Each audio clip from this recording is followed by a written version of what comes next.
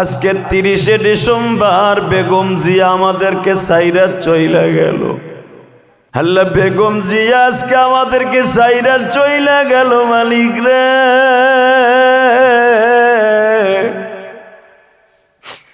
শহীদ president Ziaur রহমানের অর্ধাঙ্গিনী তোমার এই বান্দি জীবনে অনেক কষ্ট করছে। আল্লাহ, বহুত বছর কারা নির্বাসে রয়েছে, বহুত কারা নির্যাতন, রোগ শোক সহ্য করছে। তার কলিজার টুকরা সন্তান লন্ডনের বাড়িতে ছিল। সন্তান কতবার বলছে, মা তুমি আমার কাছে চইলা আসো। সে বাংলাদেশের সন্তানদেরকে ছাইরা নিজের সন্তানের কাছে যায় নাই। আজকে তোমার কাছে চইলা গেল। মানি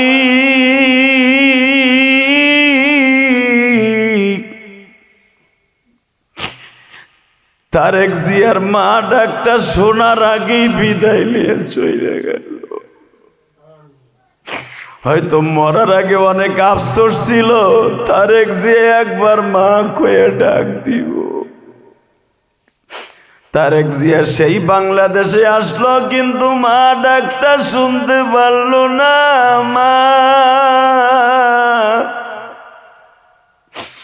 আমি ইলিয়াসুর রহমান জেহাদিও তো মা ডাকটা শুনাই আমার মায়ের কবরে দিতে পারি নাই। আমার মাও মৃত্যুর সময় আমার বাবারে বারবার বলছিল, আমার ইলিয়াস রে মাদ্রাসার থেকে একটু এনে দাও, আমি একটু ইলিয়াস রে পরাণ বইরা দেখব। আমার মা ডাক্তার শোনার আগে কবরে চলে গেল। তারেক জিয়া হয়তো একদিন ক্ষমতা পাবে আল্লাহ। তারেক জিয়া হয়তো প্রেসিডেন্টও এক সময় হতে পারে, তার বাবার মতো, তার মায়ের মতো প্রধানমন্ত্রীও হতে পারে। প্রধানমন্ত্রী হলেও তার মনের মধ্যে দুঃখ থাকবে, মারে 17টা বছর তোরে কাছে বই একবার মা কয়ে ডাক দিতে পারলাম। আল্লাহ, তারেক জিয়া হয়তো এখন সারা জীবন মা মা বলে কাটবে। বেগম জিয়ার মা ডাকটা শুনল না। আল্লাহ, বেগম জিয়াকে তুমি মাফ করে দিও আল্লাহ। তারেক জিয়ার মা, কোকর মা, আসলে এই মহিলাটা আপসহীন নেত্রী, আপসহীন নেত্রী মহিলাটা। এই মহিলাটা জীবনে যেই কষ্ট করছে, এক তো পাকিস্তানিরা তারা ধরে নিয়ে কষ্ট দিছে। স্বাধীনতার সময় এই মহিলারাকে সবচেয়ে বেশি কষ্ট দিচ্ছে পাকিস্তানি এলারা। যত অত্যাচার নিপীড়ন নির্যাতন এই মহিলাকে করছে। এক, দ্বিতীয় নম্বরে স্বাধীনতার পরে যদিও সে সফল 3বার প্রধানমন্ত্রী, কিন্তু বাবা বিগত সরকারের আমলে, বিভিন্ন এরশাদের আমলে এই মহিলার বহু নির্যাতন করছে। স্বামীর কষ্ট, সন্তানের কষ্ট, কারাবন্দির কষ্ট, বহুত কষ্ট পাইয়া, রোগে শোগে এই মহিলাটা অনেক কষ্ট পাইছে, অনেক কষ্ট পাইছে। তারপরে যে অসুস্থ হইয়া এতদিন পর্যন্ত 17টা বছরই মহিলারে কারা নির্বাসন রাইখা রাইখা মহিলারে বিভিন্ন রোগ শোক দিয়া এমন যন্ত্রণা দিছে যে মহিলাটা আজকে শোকে দুঃখে দুঃখে আজকে মারা গেল। আজকে তার জীবনে শেষ দিন চলে গেল, 6টায় মারা গেল। শুধু একটা কথার মনে রাখবেন, 30শে ডিসেম্বর বিএনপির জন্য একটা কাল দিন।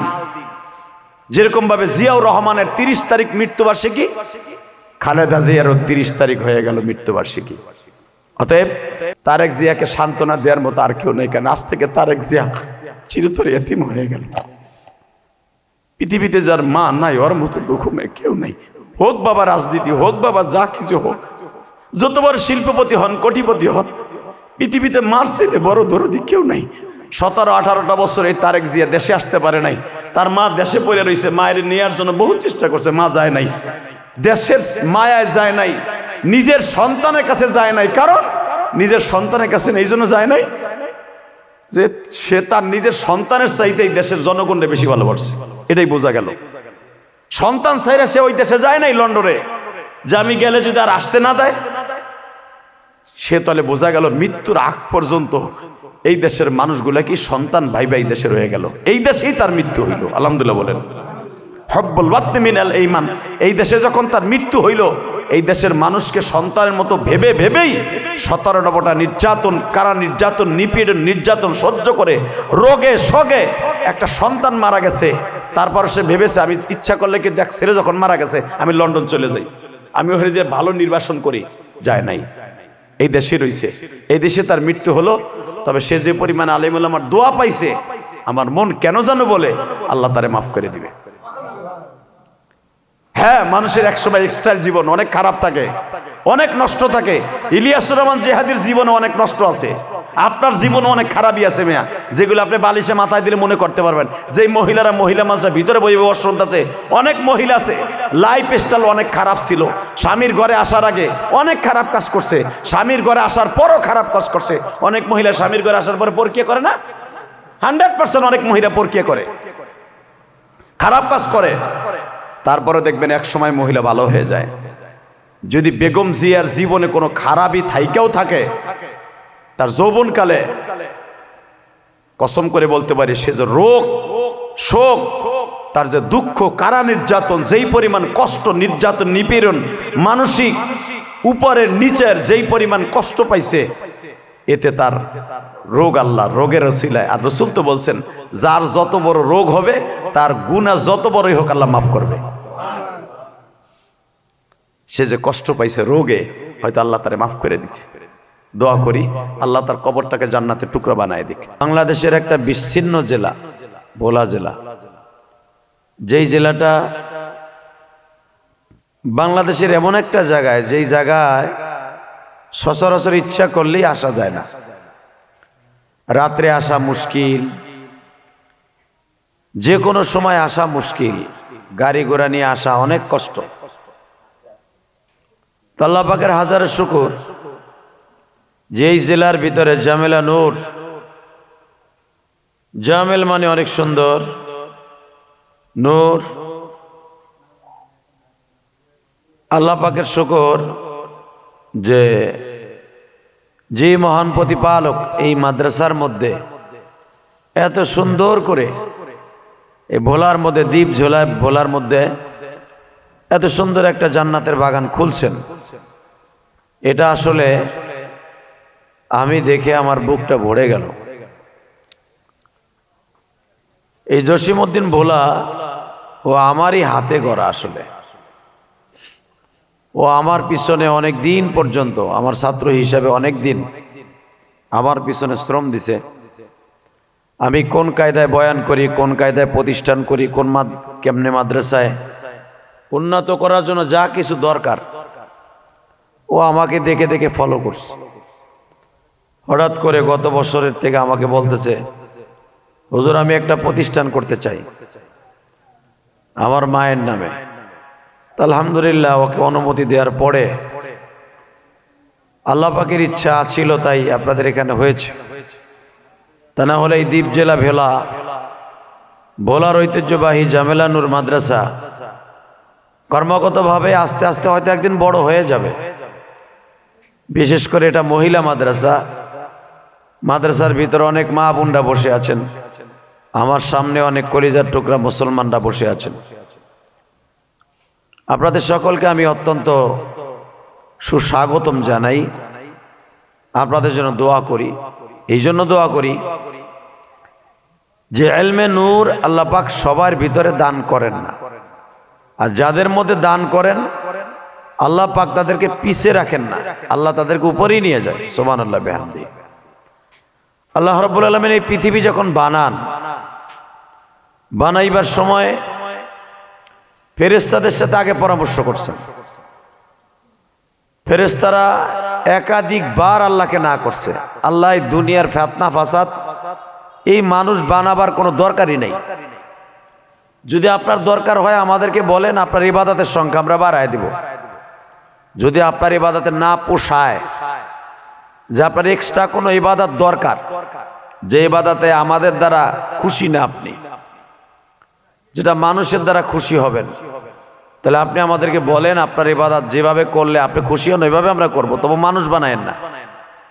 এরা খুব সিরিয়াস, এদেরকে বানাবেন ঠিকই, কিন্তু এরা খুব সিরিয়াস হবে।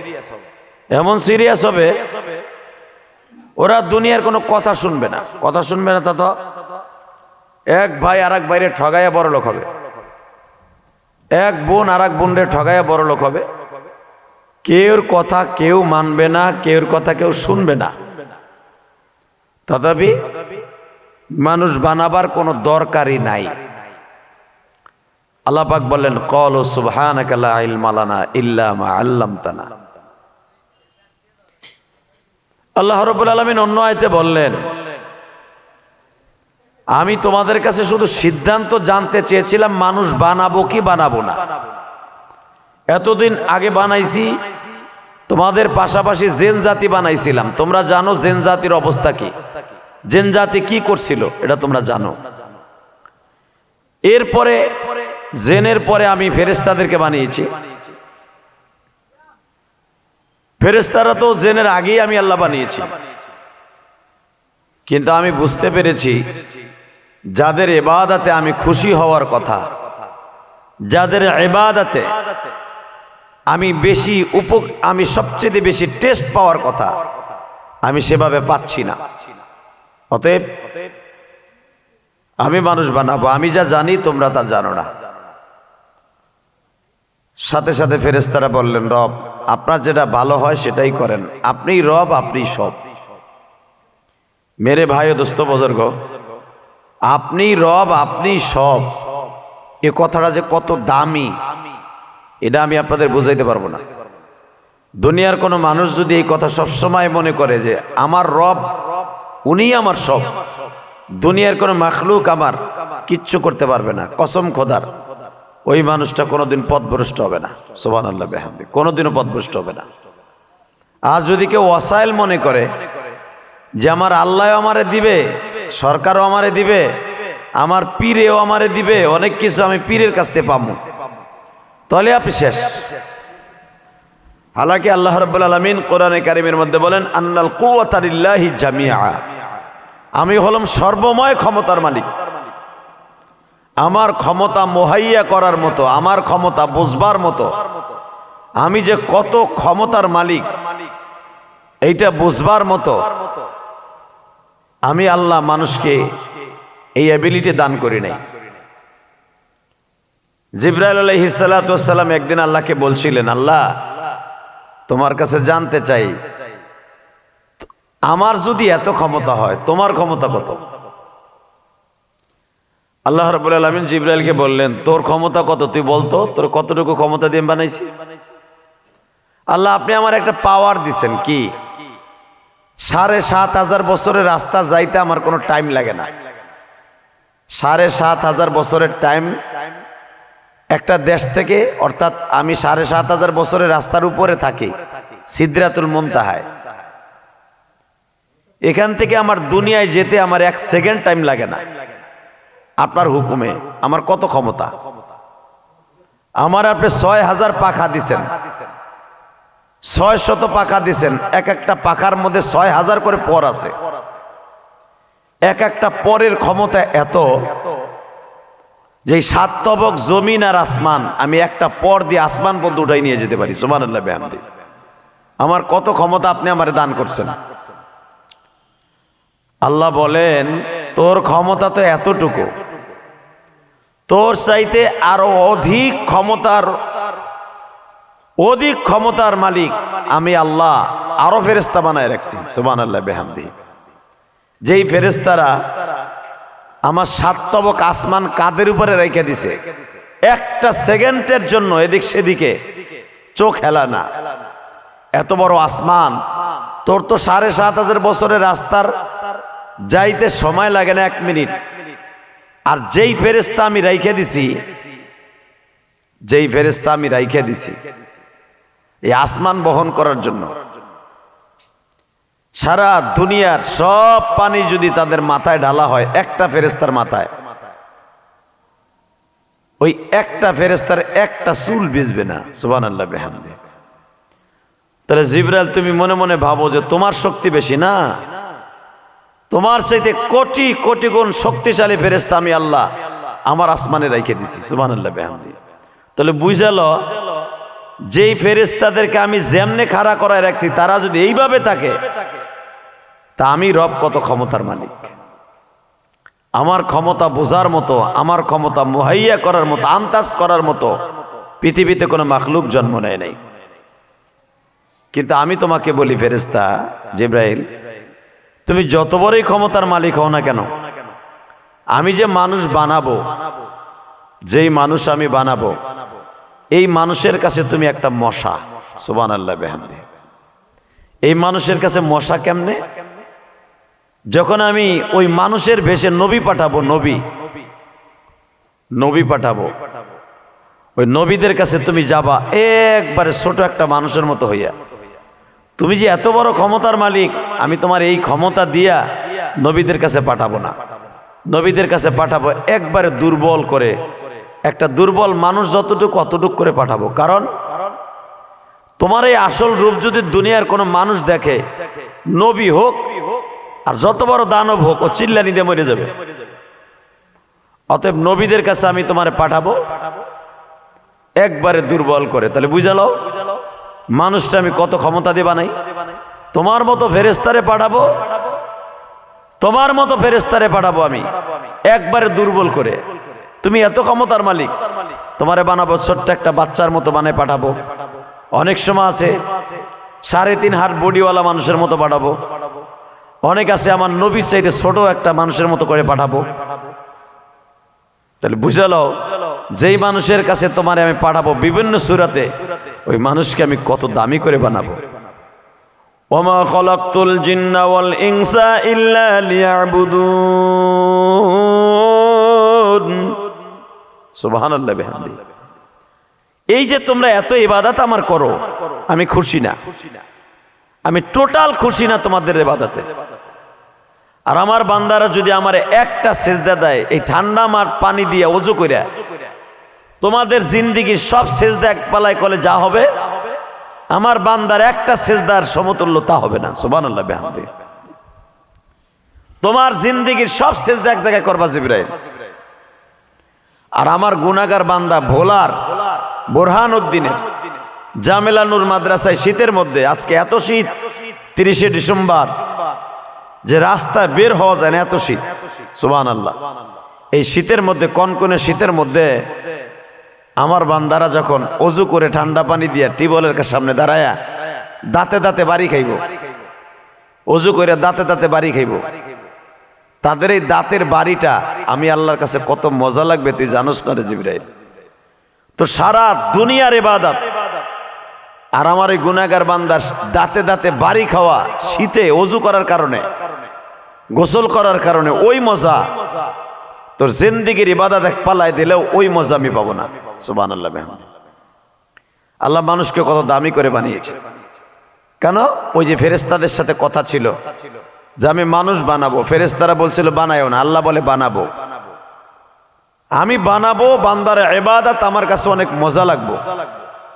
আর এই মজার কারণে এই 10টা পৃথিবীর সমান একটা জান্নাত আমি তাদের নামে দলিল করব। সুবহানাল্লাহ বিহামদিহি।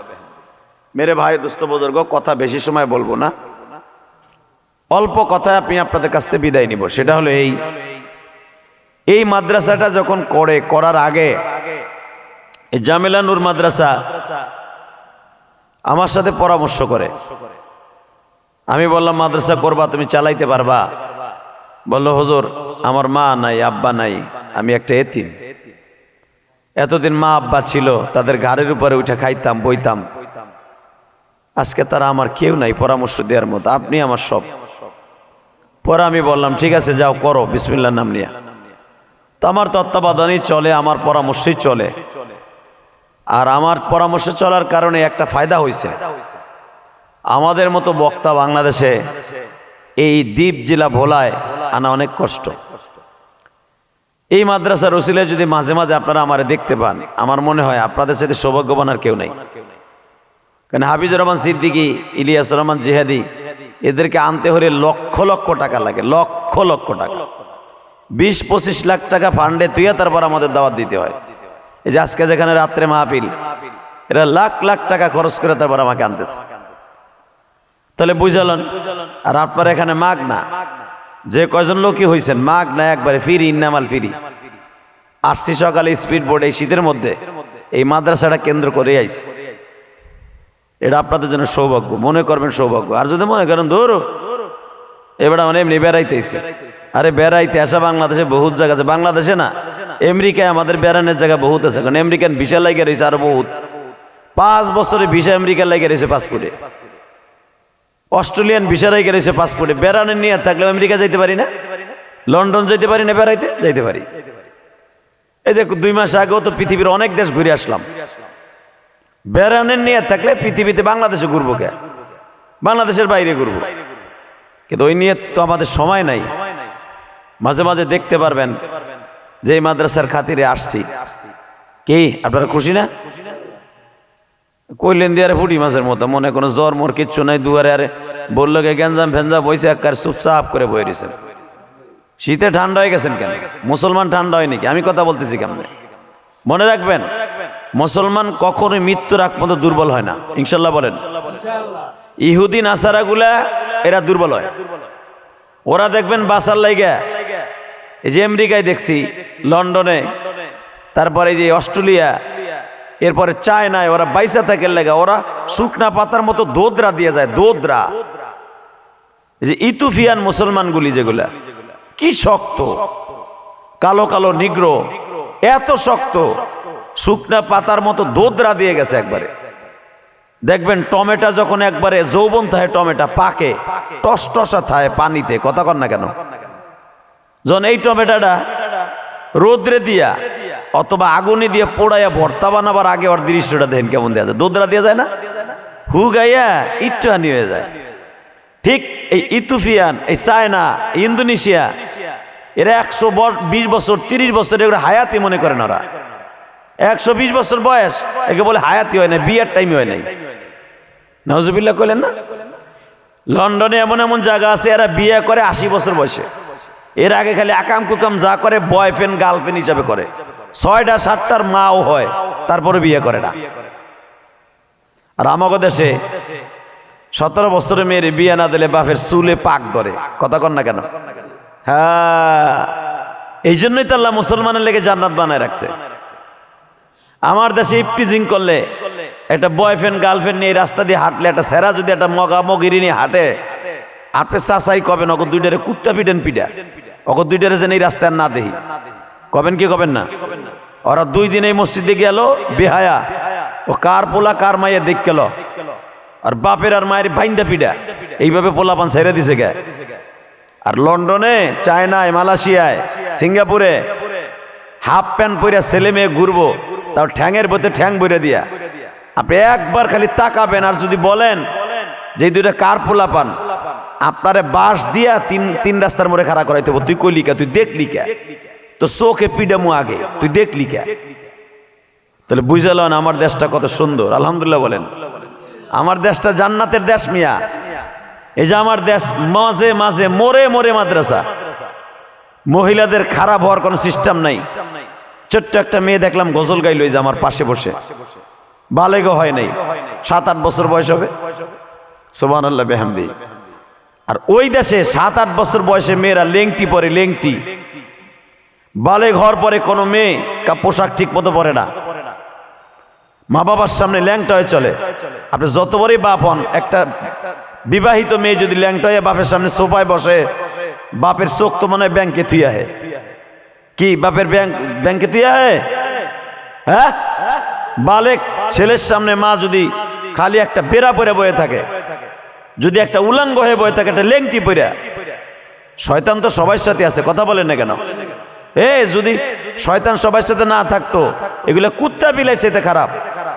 যেরকম যেই গায়ের পেটে আবাল হয়, ওই গায়ের উপরেই, মার উপরে কিন্তু তার পোলায় উঠে, কথা কন না কেন?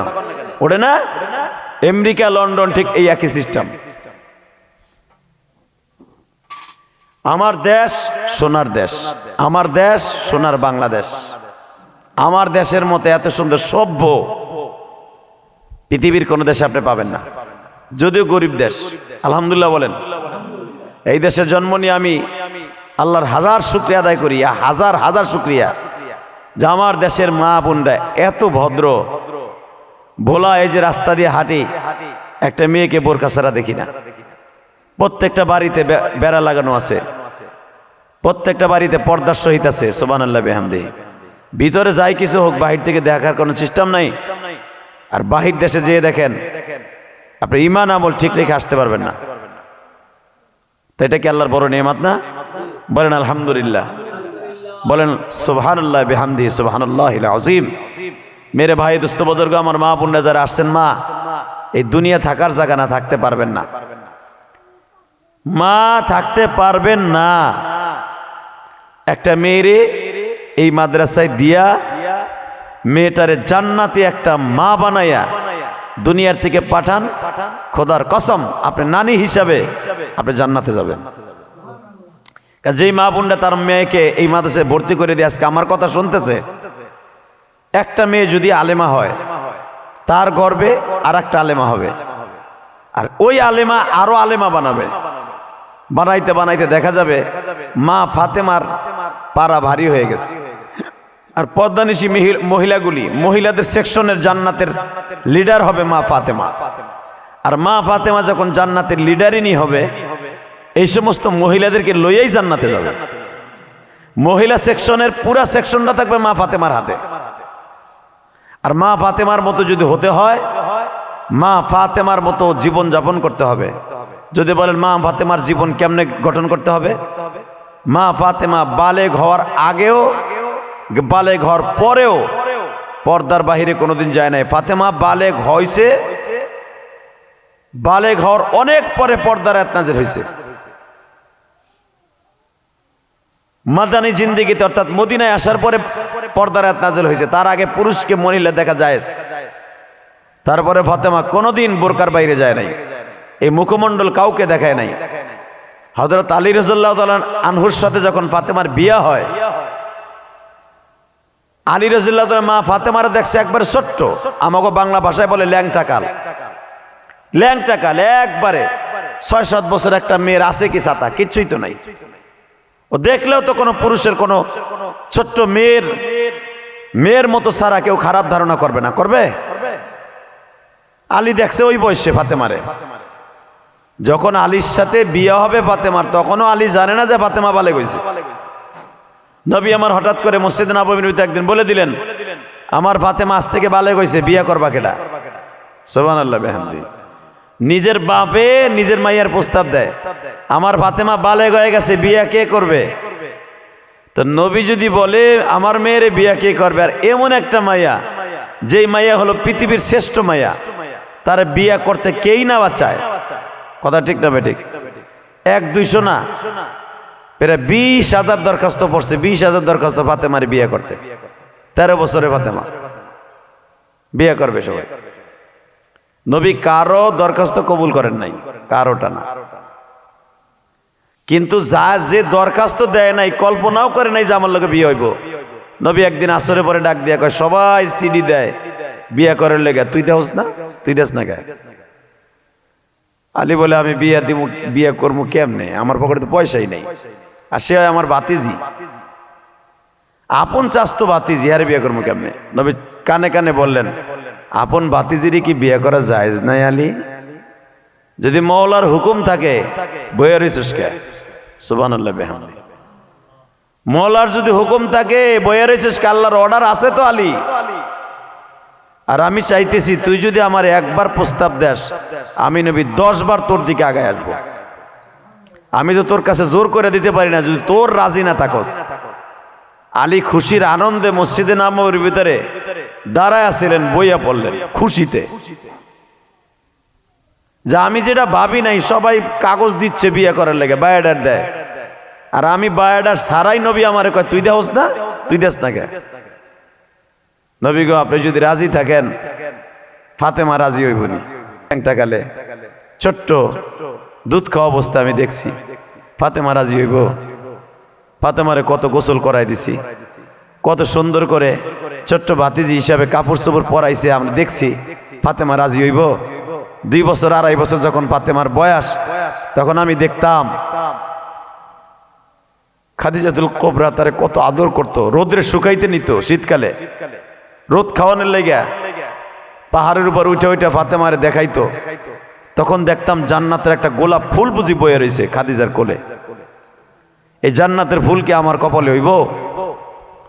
আমার নবী বললেন, আলী রে, এই জান্নাতের ফুলটাই আমি তোর ঘরে দিতে চাই। এই জান্নাতের ফুলটাই আমি তোর ঘরে ফুলাইতে চাই। আমি চাই এই জান্নাতের খুশবুটা তোর ঘরে থাকুক। তোর ঘর ছাড়া এই জান্নাতের খুশবুটা কোনো ঘরে মানাইব না। আর তুই ছাড়া আমার ফাতেমার দরদ কেউ বুঝবে না, কারণ তুই জন্মের পরের থেকে ফাতেমারে দেখছ, জন্মের পরের থেকে দেখছ। তুই ফাতেমারে জন্মগ্রহণ করতে দেখছস। ফাতেমা কি চায়, ফাতেমার কি চাহাত, ফাতেমা কোন কোয়ালিটির মেয়ে, এই মদিনার কেউ জানে না, অন্য সাহাবীর ফ্যামিলিরা জানে না। অন্য ফ্যামিলিতে বিয়ে দিলে হয়তো ফাতেমার সম্পর্কে কিচ্ছু জানবে না, কিন্তু তুই জানোস আমার ফাতেমা কি কোয়ালিটির মেয়ে। তুই বুঝবি আমার এই জান্নাতের ফুলের কদর, তুই বুঝবি, আর কেউ বুঝবে না। হযরত আলী বললেন, আমার নবী যদি রাজি থাকে আমি এক পায়ে রাজি আছি, কিন্তু আমি যে রাজি থাকবো, আমার পকেটে দিয়ে একটা টাকাও নেই। আমি বিয়ে করবো কি দিয়া, বাসর সাজাবো কি দিয়া, বিয়ের বাজার করবো কি দিয়া? নবী আমার বললেন, বদরের যুদ্ধের থেকে কি কি পাইছস তাই ক। এখন চোখের পানি ফেলবেন। পৃথিবীর শ্রেষ্ঠ মহিলা, সমস্ত নবীদের বিবিও ফাতেমার হাতে জান্নাতের চাবি। কি মনে করলেন আপনি? আমি কি দিয়া ফাতেমারে বাসর করে কি দিমু, কি দিয়ে কোন শাড়ি দিমু, কি গহেনা দিমু, আমার তো কিচ্ছুই নাই। নবী বলেন, বদরের যুদ্ধের থেকে আসছস, হয়ে গেল প্রায় 2 মাস, কি পাইছর বদরের যুদ্ধে? হুজুর, বদরের যুদ্ধে পাইছি কয়েকটা চাদর, কয়েক বস্তা গম, কয়েক বস্তা খেজুর, আর পাইছি কি জানেন না নবী আপনি? কি জানো? আর আমি পাইছি একটা ডাল, যুদ্ধের ডাল, আর একটা ঘোড়া, আর একটা কয়েকটা তরবারি পাইছি ভাগে, আর কিচ্ছু পাই নাই। এই জানলা ডালা গায়ে বেড়ায় বাতাস আইতেছে, কঠিন বাতাস। জান্নাতের আমি একটা, আর কিছু পাই নাই। আপনি যদি মেহেরবানি করে আমার কাছে দেন, পয়সা নাই, টাকা নাই, যদি দেন দিতে পারেন। নবী আমার বললেন, আলী রে, যুদ্ধের ময়দান থেকে গনিমাতের মাল যা পাইছর পাইছর, সব কিছু বিক্রি করা লাগবে না। এই ছাতায় বন্ধ করে না।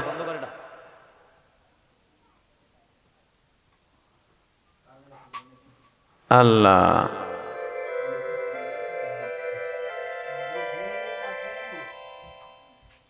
আলী রে, যুদ্ধের মাঠে সবকিছু পাওয়া যায় না, তুই যখন পাইছ আমি খুশি হয়েছি। যুদ্ধের ডাল কয়টা পাইছ? কথা বলা যাবে না, কথা বলবার 2 মিনিট।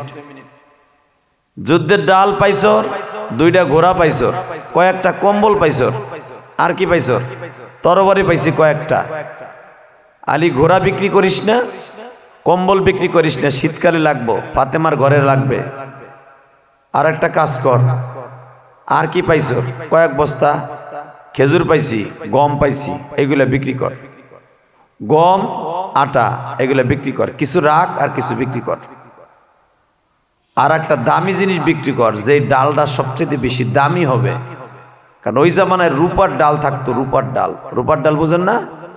রূপার ডালে কোপ দিলে কিন্তু সহজে ভাঙ্গেও না, ফাটেও না, ওগুলা ভাঙ্গাও কত সহজ না। রূপার ডাল খুব শক্তিশালী, তামা কাঁসার সাথে বেশি শক্তিশালী কিন্তু রূপার ডাল। ওই জামানায় রূপার ডাল দিয়ে যুদ্ধ করত। যারা বেশি সম্ভ্রান্ত পরিবারের ছেলে ছিল, ওরা রূপার ডাল 3 পাট করে তারপরে ডাল বানাইতো, অনেক বড় বড় ডাল।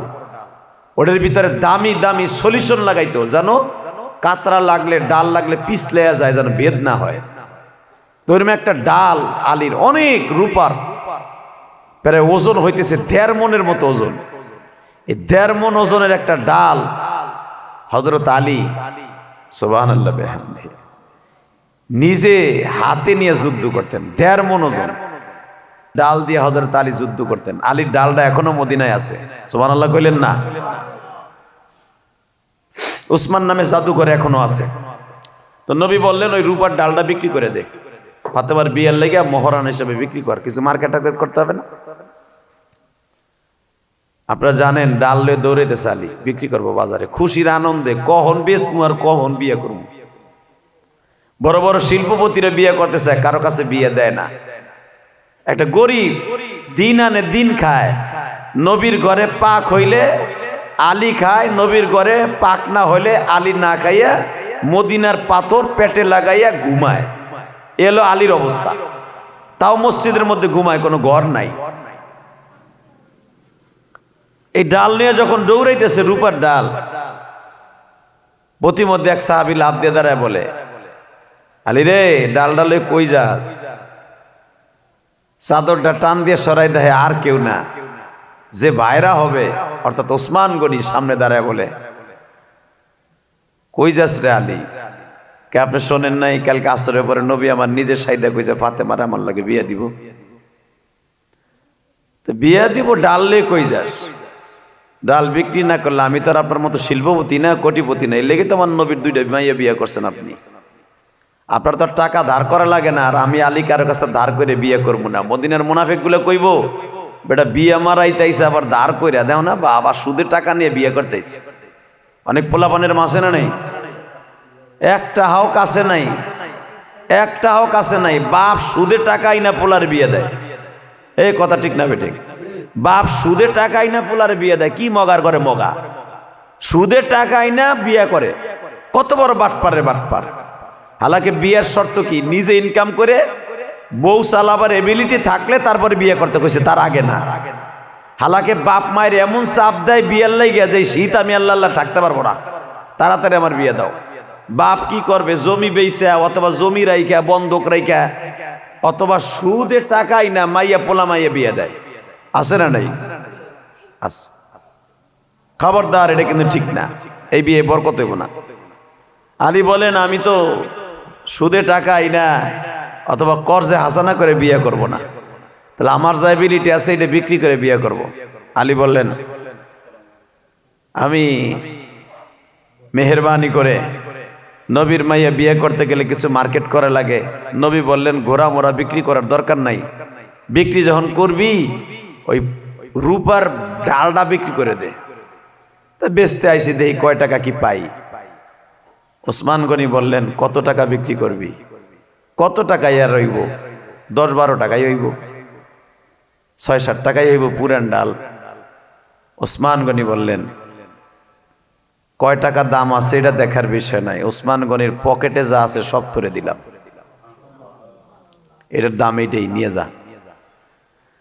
আল্লাহ হাদিসে আসছে, সেখানে 400 দিনার ছিল। 400 দিনার।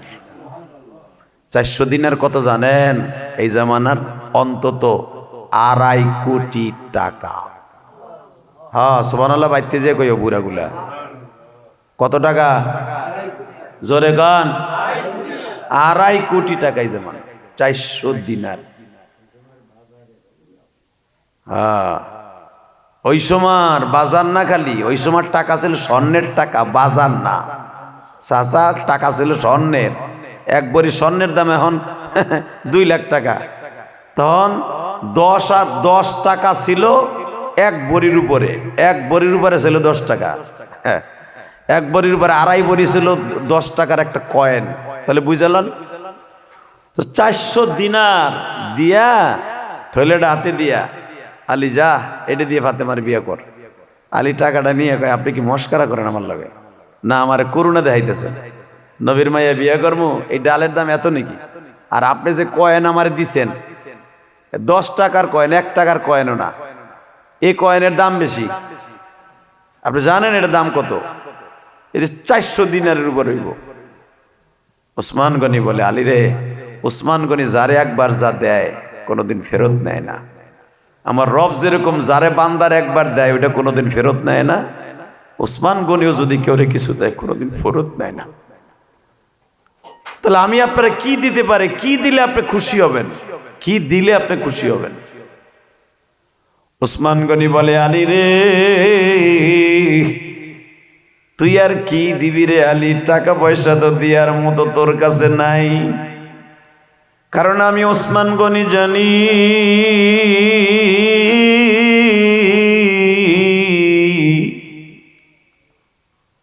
হযরত আলীর কাছে পয়সা থাকলে কোনোদিন আলী তার নিজের সম্পদ বিক্রি করে বিয়ে করে না। আর আলীরে চিনতে আমি ওসমান গনি ভুল করি না। আর আমার নবী যখন এইটা বিক্রি করতে বলছে, রে আলী, এই 450 দিনার এই জন্য দিলাম রে আলী, তুই যেই মেয়েটারে বিয়ে করতেছো সেই মেয়েটার সম্পর্কে তুই কতটুকু জানোস তুই নিজেও জানোস না। আলী মাক্কি জিন্দেগিতে তোর চোখের সামনে ফাতেমা বড় হয়েছে ঠিকই, কিন্তু ফাতেমা কিন্তু আমার দুইটা বিবির বোন, অর্থাৎ আমার আপন শালী। আলীরে আমি তোর চাইতে ফাতেমারে কম চিনি না। আলী আমি ফাতেমার দুটি বোনরে বিবাহ করেছি,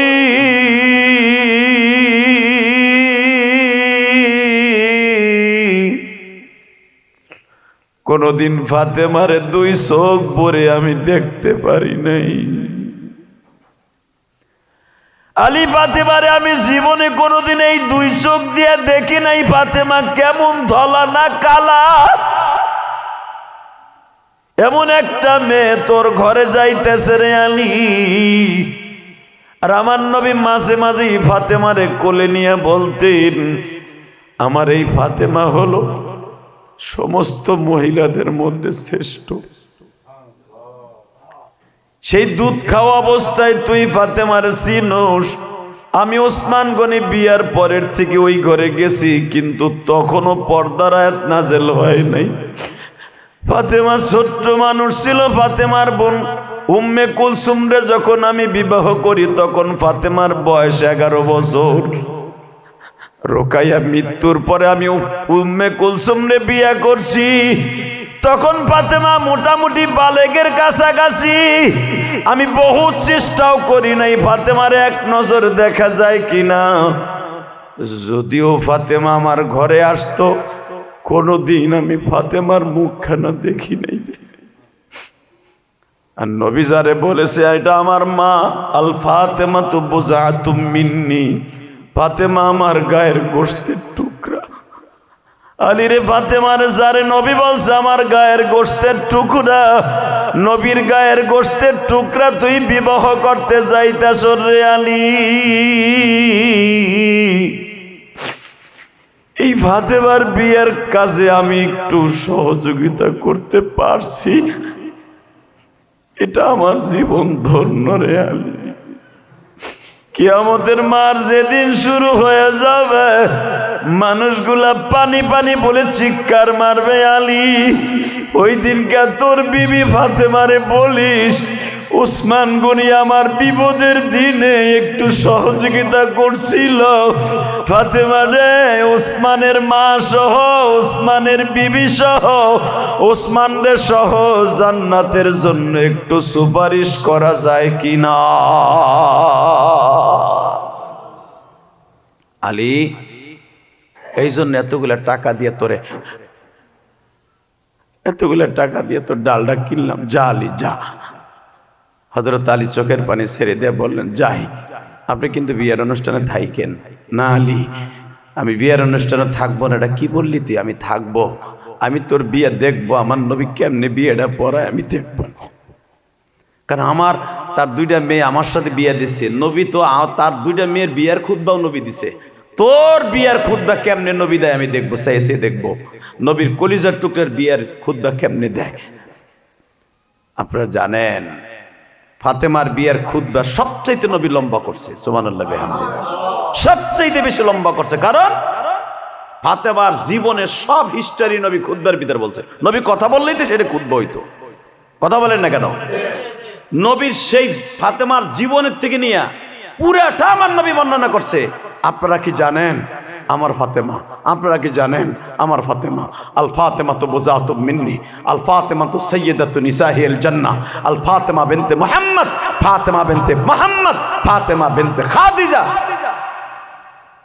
আপনারা কি জানেন এই ফাতেমা কার মেয়ে? দুজাহানের বাদশা নবী মুহাম্মাদের মেয়ে। এই ফাতেমা কার মেয়ে জানেন? যে ফাতেমা হলো খাদিজার মেয়ে, যে খাদিজারে আল্লাহ কোরআন শরীফে 23 বার সালাম দিছে। আপনারা কি জানেন এই ফাতেমা কার মেয়ে? এই ফাতেমা হলো সমস্ত মহিলাদের জান্নাতের রিডারিনী। আপনারা কি জানেন এই ফাতেমা কার মেয়ে? এই ফাতেমা হলো সমস্ত মহিলাদের জান্নাতের সভাপতি। এক একটা বিবরণ দিতে যে আমার নবী বহুত প্রশংসা করছে ফাতেমার। এরপরে আলীরে বলে, আলী বল কবুল। আলী বললেন কবুল। কবুল বলার সাথে সাথে অন্তত ৭,৫০০ উপরে সাহাবী ছিল মসজিদে নববীর ভিতরে। ফেরেশতা ছিল কোটি কোটি ফেরেশতা ওই বিয়ের অনুষ্ঠানে। সুবহানাল্লাহ, কোটি কোটি ফেরেশতা ছিল ফাতেমার বিয়ের অনুষ্ঠানে। স্বয়ং জিবরাইল নবীর পাশে বসা। নবী একটা খুতবা পরে ফাতেমার প্রশংসা করে, আর জিবরাইল পাশে বসে বসে লেখে আর বলে, সাদাক্তা ইয়া রাসূলুল্লাহ, সাদাক্তা ইয়া রাসূলুল্লাহ, সাদাক্তা ইয়া রাসূলুল্লাহ, সাদাক্তা ইয়া রাসূলুল্লাহ। ফাতেমার সম্পর্কে যা কিছু বলছেন সব সত্য। সুবহানাল্লাহ বিহামদিহি। মেরে ভাই দোস্ত বুজুর্গা, যারা ফাতেমার কথা শুনে চোখে পানি আনছেন, ফাতেমার মতো একটা মেয়েরে বানাইতে হবে। আলহামদুলিল্লাহ বলেন। বানাবেন না? যদি বানাইতে হয় এই মাদ্রাসায় পড়াইতে হবে। এই সাইড দেয়ালের ভিতরে বইয়া ওয়াকরানা ফি বুয়ুতিকুন্না ওয়ালা তাবাররাজনা তাবাররুজাল জাহিলিয়াতিল উলা। আপনার মেয়েটারে ল্যাংটা অবস্থায় যদি না চালাইতে চান, আপনার মেয়েটারে ভালো গঠন পঠন করাইতে চান, এই পর্দার ভিতরে রেখেই সম্ভব। কথা বলেন না কেন? স্কুল কলেজে পড়াবেন, ল্যাংটা স্যাংটায় চলবো। ওই যে পিছনে যে ছেলেগুলো বই বই মুসকি মুসকি হাসতেছে, অগ চোখের নজরে পইরা আপনার মেয়ে ওই যে বাগুনের মতো, বাগুন পাকলে যেরকম হুটকে হয়ে যায়, টমেটো পোড়াইলে যেরকম হুটকা হয়ে যায়, আপনার মেয়েটা হুটকা হয়ে যাবো, হুটকা সিমরা হয়ে যাবো আপনার অন্য পোলার চোখ পড়লে। আর মহিলা মাদ্রাসার একটা মেয়ের দিক তাকায় দেখেন, আপনারই মেয়ে ছুটিতে গেলে তাকায় দেখবেন কমলার মতো তার চেহারা। কারণটা কি? কাশি হলদের মতো চেহারায়। কারণটা কি? একমাত্র সাইড দেয়ালের মধ্যে থাকার কারণে বদ আসর তাদের চেহারায় পড়ে না। কসম আল্লাহর, তার চেহারার ভিতরে আল্লাহর নূর পয়দা হয়। কি তাহলে মহিলা মাসে পড়াবার দরকার আছে না নাই? যখন আমার তত্ত্বাবধানে এটা চলে, আলহামদুলিল্লাহ, আপনারা এই দীর্ঘ সময় আলোচনা শোনার দ্বারা এই দিনের বেলা 30শে ডিসেম্বর আজকে বেগম জিয়ার মৃত্যুবার্ষিকী হয়ে গেল। আর বেগম জিয়া পৃথিবীতে আসবে না। তারেক জিয়ার মা, কোকর মা, আসলে এই মহিলাটা আপসহীন নেত্রী, আপসহীন নেত্রী এই মহিলাটা। এই মহিলাটা জীবনে যেই কষ্ট করছে, এক তো পাকিস্তানিরা তারা ধরে নিয়ে কষ্ট দিছে। স্বাধীনতার সময় এই মহিলারাকে সবচেয়ে বেশি কষ্ট দিছে পাকিস্তানি আলারা। যত অত্যাচার নিপীড়ন নির্যাতন এই মহিলাকে করছে। এক, দ্বিতীয় নম্বরে স্বাধীনতার পরে যদিও সে সফল 3 বার প্রধানমন্ত্রী, কিন্তু বাবা বিগত সরকারের আমলে, বিভিন্ন এরশাদের আমলে এই মহিলার বহু নির্যাতন করছে। স্বামীর কষ্ট, সন্তানের কষ্ট, কারাবন্দির কষ্ট, বহুত কষ্ট পাইয়া, রোগে শোগে এই মহিলাটা অনেক কষ্ট পাইছে, অনেক কষ্ট পাইছে। তারপরে যে অসুস্থ হইয়া এতদিন পর্যন্ত 17টা বছরই মহিলারে কারা নির্বাসন রাইখা রাইখা মহিলারে বিভিন্ন রোগ শোক দিয়া এমন যন্ত্রণা দিছে যে মহিলাটা আজকে শোকে দুঃখে দুঃখে আজকে মারা গেল। আজকে তার জীবনের শেষ দিন চলে গেল, 6টায় মারা গেল।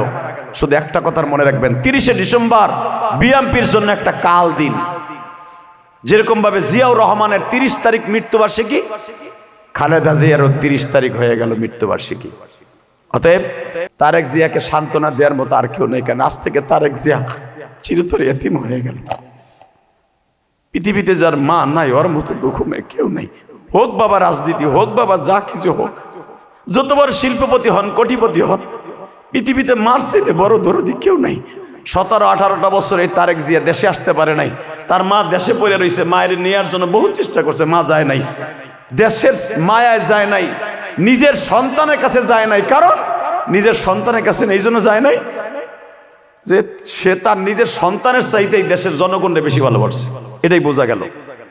সন্তান চাইরা সে ওই দেশে যায় নাই লন্ডনে, যে আমি গেলে যদি আর আসতে না দেয়। সে তাহলে বোঝা গেল মৃত্যুর আগ পর্যন্ত এই দেশের মানুষগুলা কি সন্তান ভাই ভাই দেশে রয়ে গেল। এই দেশেই তার মৃত্যু হইল। আলহামদুলিল্লাহ বলেন। হব্বুল ওয়াতনি মিনাল ঈমান।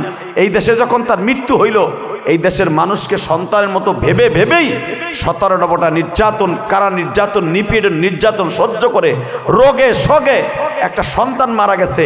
তারপর সে ভেবেছে আমি ইচ্ছা করলে কি দেখ, ছেলে যখন মারা গেছে আমি লন্ডন চলে যাই, আমি ওখানে যে ভালো নির্বাসন করি।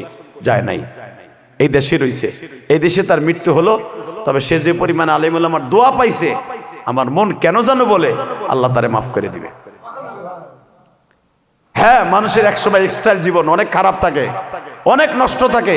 ইলিয়াসুর রহমান জিহাদির জীবনে অনেক নষ্ট আছে, আপনার জীবনে অনেক খারাপই আছে মেয়া, যেগুলো আপনি বালিশে মাথায় দিলে মনে করতে পারবেন। যেই মহিলারা মহিলা মাঝে ভিতরে বই অসন্ত আছে, অনেক মহিলা আছে লাইফ স্টাইল অনেক খারাপ ছিল। স্বামীর ঘরে আসার আগে অনেক খারাপ কাজ করছে, স্বামীর ঘরে আসার পরও খারাপ কাজ করছে। অনেক মহিলা স্বামীর ঘরে আসার পরে পরকিয়া করে না? 100% অনেক মহিলা পরকিয়া করে। খারাপ কাজ করে, তারপরে দেখবেন এক সময় মহিলা ভালো হয়ে যায়।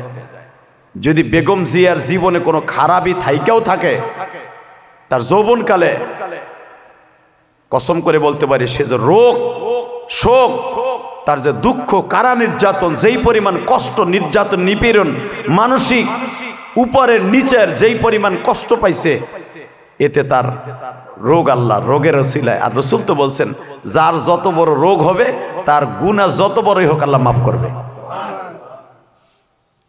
সে যে কষ্ট পাইছে রোগে, হয়তো আল্লাহ তারে মাফ করে দিছে। দোয়া করি আল্লাহ তার কবরটাকে জান্নাতের টুকরা বানায় দিক। আমি আজকে ভোলায় বসে দোয়া করি, আপনারাও তার জন্য দোয়া করেন, আর এই মাদ্রাসার জন্য দোয়া করবেন। এটা আমার তত্ত্বাবধানের পরিচালিত। আল্লাহ যেন এই মাদ্রাসাকে অনেক বড় করে, আল্লাহ যেন এই মাদ্রাসায় যারা ছেলে মেয়ে দিছে তাদেরকে হক্কানি আলেম আলেমা বানায়।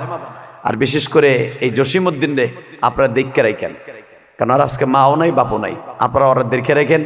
মাদ্রাসা যদি ভুল ত্রুটি হয়, কারণ আর জীবনে প্রথম মাদ্রাসা, তো মাদ্রাসা করতে গেলে শুরুতে অনেক ভুল হয়, অনেক কিছু ত্রুটি হয়, এগুলো আপনারা ক্ষমা সুন্দর দৃষ্টিতে দেখে পরে দেখাই দিবেন, বাতাই দিবেন। আপনারা যারা বাবা চাচার মতো আছেন, যুবক ভাইরা যারা আছেন, আপনারা বলে দিবেন, এই জসিম ভাই, জসিম এইভাবে চালাও। কিরে মহিলা মাদ্রাসা, তোমার মাদ্রাসার ছাত্রীরা রাস্তা দিয়ে টিডিং করে বেড়ায়, এইভাবে তারে ডিরেকশন দিবেন, তারে সুন্দর করে গাইডলাইন দিবেন। আমার বিশ্বাস তার যদি এভাবে পরিচালনা করতে পারেন, এই জামেলা নূর মাদ্রাসা, এই জান্নাতুল মাওয়া মডেল মাদ্রাসা একদিন অনেক বড় মাদ্রাসা হবে ইনশাল্লাহ। বলেন কি সহযোগিতা করবেন তো ইনশাল্লাহ? আর যখন আমার তত্ত্বাবধানে পরিচালিত আপনারা দিয়েন, বাচ্চাগুলো ভালো হবে। আমার নাম্বার নিয়ে মাঝে মাঝে কথা বলতে পারবেন, হুজুর এইভাবে আপনার ছাত্র ডেজিস্ট্রেশন দেন, দিয়ে দেবো। আল্লাহ আপনাদের সবাইকে তৌফিক দান করুক। একটা ছেলে মেয়েকে ভর্তি করান, ইনশাল্লাহ তাআলা কাজে লাগবে। বড় আলেমের পরামর্শে যে মাদ্রাসাগুলো হয়, এগুলো একদিন বড় হয়। আজকে হয়তো ছোট দেখতেছেন, কাছে আইতেছে না, তো মাদ্রাসাটা করছে, মাদ্রাসা তো ব্যাংকের ছাতার মতো কতই হয়। কিল্ডেন গার্ডেনের অভাব নাই, মাদ্রাসারও অভাব নাই, ওগুলা কয়দিন থাকবো? এই স্যাগায়া পয়রা কথা কইবেন, ও বড় হইব না। হালাকে এইটা যদি কন যে যখন হইছে ওইটারে খাড়া করাই রাখতে হইবে, কি বলেন? যেমনে হোক হইছে, আল্লাহ করাইছে। একটা মাদ্রাসা করতে কম টাকা লাগে না মিয়া। এই যে বিল্ডিংটা ভাড়া নিছে 1 লাখ টাকা দিয়া, মাসে মাসে ভাড়া দেওয়ান লাগে।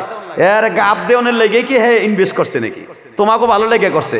যদি তোমরা স্যাগায়া মেগায়া চিন্তা করো, ধর বাবা ধ্বংস হয়ে যাও গা, তাহলে তুমি আল্লাহর কাছে জবাব দিতে হবে। কোন মাদ্রাসা যেন ধ্বংস না হয়, খবরদার। বরঞ্চ মাদ্রাসা আপনি উপকার করতে না পারেন, ক্ষতি করবেন না ইনশাল্লাহ। বলেন মাদ্রাসার কোন প্রতিষ্ঠান আপনি উপকার করতে না পারেন চাইরে না দিয়া, কিন্তু কোনোদিন খারাপ পরামর্শ দিয়া অথবা ওই মাদ্রাসা ধ্বংস হয়ে যাক এই পরামর্শ দিয়া সামনে খারাপের না, তাহলে আপনি জাহান্নামী জাহান্নামী জাহান্নামী জাহান্নামী। আপনার কোনো বাপ নাই জান্নাত দিতে পারে না, কোনো নামাজ রোজা পারবে না জান্নাত দিতে। কারণ এইখান থেকে আপনার তৈরি হবে নামাজের ফ্যাক্টরি। কথা বলেন না কেন? এইখান থেকে তৈরি হবে কেরাত পড়ার ফ্যাক্টরি। তা কেরাত আপনার ঠিক না থাকলে নামাজ পড়বেন কি ঘোড়ার ডিম দিয়া? রবীন্দ্রনাথ ঠাকুরের দিয়ে পড়বা, কাজী নজরুল ইসলামের কবিতা দিয়ে নামাজ পড়বা মিয়া? অতএব এই মার্কাজ টিকায় রাখতে হবে। যদি কোন এটা তো মহিলা মাদ্রাসা, এটা পুরুষ নাই, ওই মহিলার গর্ভ থেকে তোমার মতো পুরুষ জন্ম নিবে মিয়া। তো এই মহিলার নামাজ ঠিক না থাকলে তোমার নামাজ ঠিক থাকবো কেমনে? অতএব এই মাদ্রাসাগুলো টিকে রাখার দরকার আছে না নাই? আল্লাহ আপনাদের সবাইকে তৌফিক দান করো। কি 3 জন বাচ্চা, মহিলা না পুরুষ, ছোট না বড়?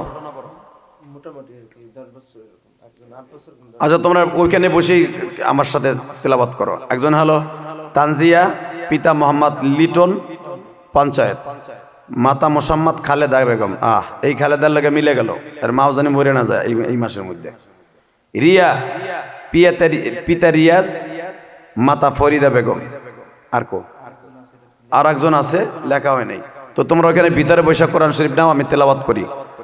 আউযু বিল্লাহি মিনাশ শাইতানির রাজীম।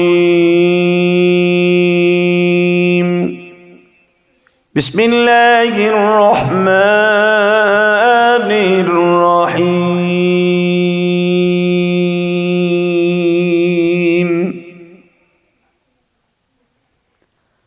আলহামদুলিল্লাহি রাব্বিল আলামিন।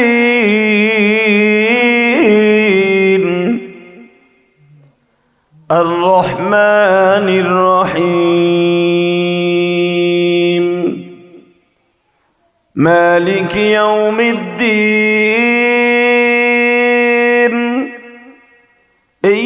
إياك نعبد وإياك نستعين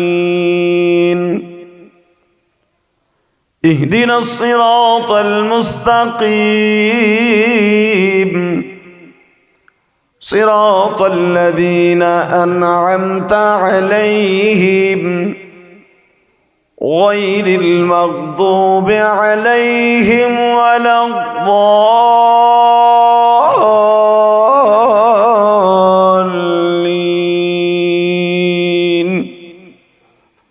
آمين ইনশাআল্লাহ দুইটা ছেলেরে দুইটা মেয়েকে কোরআনের হেফজ দেয়া হলো তাহলে বুঝে নেবেন এই দুইটা মেয়ে যখন হেফজ পাশ করে এই মাদ্রাসা থেকে যাবে আপনারা যারা আজকে আমার সাথে শরীক হইলেন ছাত্র হিসাবে যারা আমার সাথে তেলাওয়াত করছেন আপনারা আমার ছাত্র যদিও আপনার বয়স 70 রসুলের কাছে এমন এমন সাহাবীরা কোরআন তেলাওয়াত করতে মস্ক করত যা রসুলের চাইতো 100 বছরের বড় সুবহানাল্লাহ বুঝি জোরে কোন জানা সালমান ফার্সি নবীর চাইতে 220 বছরের বড় ছিল সালমান ফার্সি নাম শুনছেন না সালমান ফার্সি 300-350 বছর বয়সে মারা গেছে নবীর 200 বছর বড় সালমান ফার্সি যে সময় কালেমা পড়ছে সুবহানাল্লাহ বিহামদি কি মনে করলেন আপনি সেই সালমান ফার্সিও নবীর কাছে কিরাত পড়ছে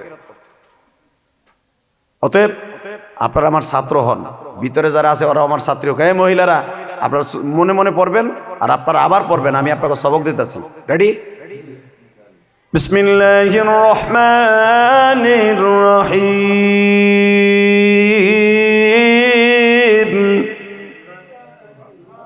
পড়েন পড়েন জোরে পড়েন আলহামদুলিল্লাহি রাব্বিল আলামিন আলহামদুলিল্লাহি রাব্বিল আলামিন আর রহমানির রহিম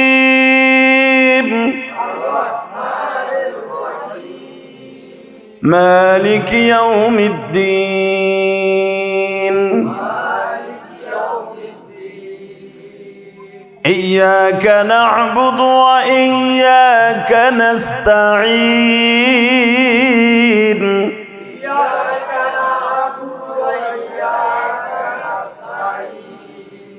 اهدنا الصراط المستقيم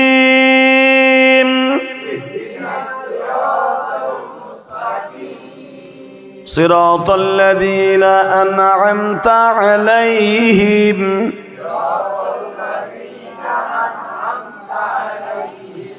غير المغضوب عليهم ولا الضالين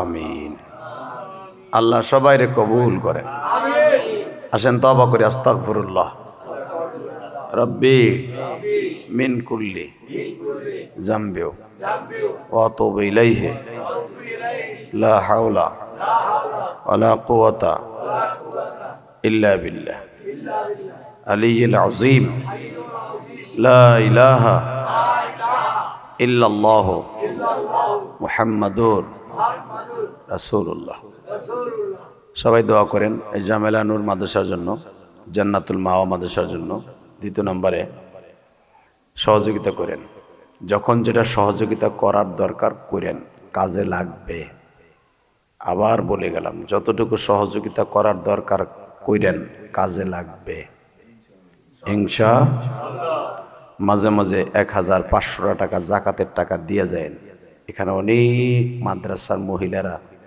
গরিব আছে দিয়েন কাজে লাগবে দিবেন ভালো থাকবেন দিবেন না ভালো থাকবেন না ওই যে একজন 500 টাকা দিছে কি আপনার পকেটে টাকা নাই আগুন লাগবে আগুন টাকায় আগুন লাগবে এমন একদিন আইবো টাকা ছাড়া ওষুধ খাওয়া ছাড়া মরে যাবেন গা মহিলারা নাই যে 500-1000 টাকা 2000 টাকা 5000 টাকা দিবেন কোন মহিলা আছে খালি স্বামীর টাকা চুরি করে গেলে জোলা করে মগিগুলো একটাও দেয় না সুন্নি এগুলি সুন্নি এগুলো কঠিন সুন্নিগুলো 1 টাকাও আল্লাহর রাস্তায় দান করবো না খালি সুন্নিগুলো বাপের বাড়ি কেন খরচ করবো আর হাঁস কিনবো বড় বড় হাঁস ওটা ডিম বেঁচে বেঁচে স্বামীর একটাও দেয় না সুন্নিগুলা নিজেরা বেলাউজ বানায়, ছায়া বানায়, কাপড় বানায়।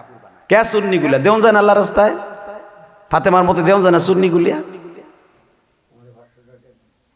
আল্লাহ কবুল করেন, জোরকার আমিন। সবাই দোয়া করেন, আপনাদের কাছে দোয়া চাই। আমি একটা মাদ্রাসা ঢাকা মসজিদ করতেছি, আমি গ্রামের বাড়ি মসজিদ করতেছি, 13 কোটি টাকা লাগবে। আলহামদুলিল্লাহ বলেন। 4 কোটি চলে গেছে, 4 কোটি চলে গেছে। যেই মসজিদে ও জুমা পড়াইতো কেরানীগঞ্জ, 4 কোটি টাকা লাগবে মসজিদে, 4 কোটি। দোয়া চাই। গতকালকে যেখানে বরিশাল ওয়াজ করছি, হাজার হাজার টাকা মানুষ আমার মসজিদে দিছে। কেন দিছে জানেন? জানে যে মসজিদে 1 টাকা দান করলে আমি ডাইরেক্ট জান্নাতি। কারণ মসজিদ কার ঘর? আপনি মসজিদে যদি 1 বস্তা সিমেন্টও দেন, আপনাকে ওই মসজিদে হোক, যে কোনো মসজিদে, ওই মসজিদ হবে জান্নাতের রেলগাড়ি, আপনি হবেন জান্নাতের প্যাসেঞ্জার। মাদ্রাসা কিন্তু জান্নাতের রেলগাড়ি হবে না, এটা হয়তো জানেন না অনেকে। এটা রসুলের রেলগাড়ি। আর মাদ্রাসা হবে ডাইরেক্ট মসজিদ হবে ডাইরেক্ট জান্নাতের রেলগাড়ি। এই জন্য দুনিয়ার যে জায়গায় মসজিদের বাক্স পাবেন, 500 টাকা 100 টাকা ফেলাইতে আসবেন। ওই মসজিদ যদি জান্নাতের রেলগাড়ি হয়, আপনি জান্নাতের প্যাসেঞ্জার হবেন হবেন হবেন। আলহামদুলিল্লাহ। দোয়া চাই। মসজিদের এই জানুয়ারিতে হয়তো 3 তলার ছাদ ঢালাই দিব, পিলার উঠে গেছে, 6 তলা পর্যন্ত মসজিদটা করব। আমার গ্রামের বাড়ি মসজিদের কালকেও টাকা দিয়া, গোপালগঞ্জের টাকা দিয়া, তারপরে বরিশালে মাহফিল আইছি। অতএব আপনারা দোয়া করেন যেন ওই মসজিদটা আমি আমার মার জন্য করছি, মাদ্রাসা আমার মার জন্য করছি ঢাকায়। আল্লাহ তাআলা যেন আমার মসজিদটাকে কবুল করেন।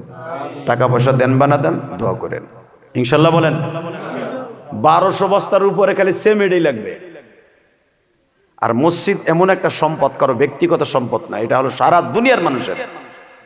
যদি এখন কোন আপনার মসজিদ আমি দেবো কেন সিমেন্ট, তাহলে আপনি মরছেন। হয়তো লুল হয়ে মরবেন, নাহলে আপনার বোর্ড ডায়াবেটিসে মরবো, নাহলে আপনার পেটের ব্যথা মরতে মরতে শীতেই মরবেন। মসজিদ কারো বাপের না। আর আল্লাহ বস্তা ভরে টাকা মসজিদের ছাদে দিয়ে যাবে না। আপনার বডি আল্লাহ ঠিক রাখছে, আপনার বডি থেকে কামাই করে আল্লাহর ঘরে দিতে হবে। এটা হলো আল্লাহর নিয়ম। আল্লাহ সবাইকে কবুল করেন। মাশাআল্লাহ, আপনারা অনেক টাকা দিচ্ছেন, দেখলাম অনেক টাকা, খুশি হয়েছি। এই কয়েকজন মানুষের ভিতরে যা দিচ্ছেন, প্রথম আপনি সওয়াব পাবেন, এরপরে পাবেন আপনি, এরপরে আপনি। আর যারা দেন নাই, পকেটে টাকা নাই, পরবর্তীতে দিয়ে যান। কি পরবর্তী দিবেন এমন কেউ আছে না? আয়া দিবেন তো। চেহারাতে কি সুন্দর আগ করে রেখে, তা তো চাইরেটাও দিবি না। বৌসাল মায়ের খাওয়াবি, তোরা থুয়ে যাইব গা, দেখবি 2 দিন পরে। আল্লাহ রাস্তায় দান করবি, ঠিক মতো বৌসাল মেয়ে সব ঠিক থাকবো। আলহামদুলিল্লাহ বলেন। যারা বেশি বেশি মাদ্রাসায় দান করে, ওদের সন্তান আলেম হয়, এটা জানেন? আর যারা দান করে না, ওকে সন্তান জীবন আলেম হয় না। ইংলিশ মিডিয়ামে বহুত টাকা খরচ করতে পারবেন, বহুত টাকা, কোটি কোটি টাকা সন্তানের পিছনে খরচ করতে পারবেন, টিচারের পিছনে, ইংলিশ মিডিয়ামে, স্কুল কলেজে। মাগার সন্তানের নামে আপনি দান করেন নাই, সন্তান মানুষ হবে, আইবে, মেট্রিক, মাস্টার্স, বিসিএস ক্যাডার হবে, মাগার কামে লাগবে না। এই জন্য সন্তানের বিপদ থেকে বাঁচানোর লেগে মাঝে মাঝে দান করবেন ইনশাল্লাহ বলেন। পারা যাবে না ইনশাল্লাহ? সবাই ভালো থাকেন, সুস্থ থাকেন। আসেন তওবা করি। আস্তাগফিরুল্লাহ রব্বি মিন কুল্লি জামবি ওয়া আতুবু ইলাইহি লা হাওলা ওয়ালা কুওয়াতা ইল্লা বিল্লাহ। মহিলারা টাকা উড়াইছে রে, দেখ। মহিলার 100 টাকাও নাই পকেটে, 50 টাকাও নাই, উড়ে পাঠাও। খালি মাগনা দোয়া লিবে। আমার দোয়া নিতে এটা লাখ লাখ টাকা লাগে। দাও, কে দিবা দাও, মাদ্রাসা দাও, কি দিবা দাও। দেখদি মহিলার উড়াইছে নি, ও জাত টাহা সাথে লিয়ে আহে না, যে স্বামীর গুতা খায় যদি। আবার এক মহিলা মনে দিছে কয়টা জানি, দেয় কয়টা, 20টা। যাক, 100 টাকা পাইছি। মা বোনটা যদি পারেন পরবর্তীতে দিয়ে যাবেন এই মাদ্রাসায়। খবরদার, মাদ্রাসা দিলেই আপনার মাইয়াটা আলেম হইব, আলেমা হইব, ভালো একটা জামাই পাইব। তা না হলে আপনার মাইয়া গুতে খাইতে খাইতে গাইলছে গুলছে, ডেলি ডেলি খালি ফুলে দেখবেন যে খালি জামাইতে খালি কিলাইছে। মাইয়ের নামে বেশি বেশি দান করবেন। মাঝে মাঝে এই মাদ্রাসা মসজিদে একটা হাঁস দিয়ে যাবেন, বোর্ডিংয়ে 1 বস্তা চাউল দিয়ে যাবেন। যখন বোর্ডিং খুলবে, বোর্ডিং আছে, বোর্ডিং নাই, খুলবে, যখন খুলবে 5 কেজি 10 কেজি চাউল দিয়ে যাবেন, একটা রুই মাছ কিনে দিয়ে যাবেন, একটা পাঙ্গাস মাছ কিনে দিয়ে যাবেন, একটা পালা হাঁস দিয়ে যাবেন এই এতিমখানার মাদ্রাসা ছেলেদেরকে, মেয়েদেরকে। কসম খোদার, আপনার মেয়েও আলেম হবে ইনশাআল্লাহ। নিজের পালা জিনিস দিয়ে যাবেন। ওই যে এক ছোট্ট একটা ছাত্রী লইছে 100 টাকা। আল্লাহ কবুল করেন। সবাই ভালো থাকেন, সুস্থ থাকেন, সবার জন্য দোয়া রইল। হ্যাঁ, মহিলারা কথা কন যাব না, টাকা দেন বানা দেন, গেজানো যাবে না। কি রে কথা কয় গাড়ি, কথা কওয়া যাবে না। আল্লাহ সবাইরে ভালো রাখেন। লিটন লিটন নামে তোমার এক বান্দা জান মাল দিয়ে অনেক কষ্ট করে, আল্লাহ তার কষ্টকে তুমি কবুল করো, আল্লাহুম্মা আমিন। ربنا ظلمنا أنفسنا وإن لم تغفر لنا وترحمنا لنكونن من الخاسرين اللهم اغفر لنا ولوالدينا رب ارحمهما كما ربياني صغيرا رب العالمين। আজকে 30শে ডিসেম্বর বেগম জিয়া আমাদেরকে সাইরা চইলা গেল। আল্লাহ গতকালকে নজরুল ইসলাম কাসিমি সাহেব অসুস্থ হইল, মালিক আমাদের মতো একজন দিনী দায়ী ভাই নজরুল ইসলাম কাসিমি সাহেব, তিনি একজন দায়ী বক্তা। আল্লাহ তোমার বান্দা অসুস্থ হইয়া গুজব অনেকের ওঠাইছে সে মারা গেছে, কিন্তু শুনতে পাইলাম আল্লাহর বান্দার হায়াতকে তুমি ভিক্ষা দিছ। নজরুল ইসলাম কাসিমি সহ আরো বক্তারা যারা অসুস্থ, আল্লাহ তুমি অতি তাড়াতাড়ি সেহাতে তৈয়বা দান কইরো, তুমি সুস্থ বানাই দিও।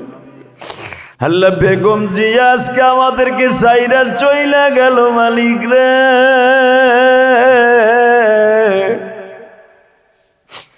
শহীদ প্রেসিডেন্ট জিয়াউর রহমানের অর্ধাঙ্গিনী, তোমার এই বান্দি জীবনে অনেক কষ্ট করছে। আল্লাহ বহুত বছর কারা নির্বাসে রয়েছে, বহুত কারা নির্যাতন রোগ শোক সহ্য করছে। তার কলিজার টুকরা সন্তান লন্ডনের বাড়িতে ছিল। সন্তান কতবার বলছে, মা তুমি আমার কাছে চইলা আসো। সে বাংলাদেশের সন্তানদেরকে ছাইরা নিজের সন্তানের কাছে যায় নাই, আজকে তোমার কাছে চইলা গেল। মানি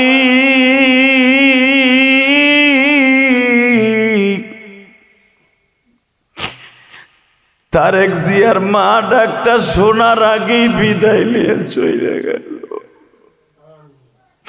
হয়তো মরার আগে অনেক আফসোস ছিল, তারেক জিয়া একবার মা কয়ে ডাক দিব।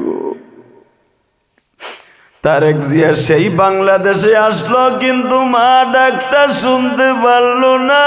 মা আমি ইলিয়াসুর রহমান জেহাদিও তো মা ডাকটা শুনাই আমার মায়ের কবরে দিতে পারি নাই। আমার মাও মৃত্যুর সময় আমার বাবারে বারবার বলছিল, আমার ইলিয়াস রে মাদ্রাসার থেকে একটু এনে দাও, আমি একটু ইলিয়াস রে পরাণ বইরা দেখব। আমার মা ডাক্তার শোনার আগে কবরে চলে গেল। তারেক জিয়া হয়তো একদিন ক্ষমতা পাবে, আল্লাহ তারেক জিয়া হয়তো প্রেসিডেন্টও এক সময় হতে পারে, তার বাবার মতো তার মায়ের মতো প্রধানমন্ত্রীও হতে পারে। প্রধানমন্ত্রী হলেও তার মনের মধ্যে দুঃখ থাকবে, মারে 17টা বছর তোরে কাছে বই একবার মা কইয়া ডাক দিতে পারলাম। আল্লাহ তারেক জিয়া হয়তো এখন সারা জীবন মা মা বলে কাটবে। বেগম জিয়ার মা ডাকটা শুনলো না। আল্লাহ বেগম জিয়াকে তুমি মাফ করে দিও। আল্লাহ আল্লাহ খালেদা জিয়াকে তুমি মাফ করে দিও, কবরের সওয়াল জব আসান করে দিও।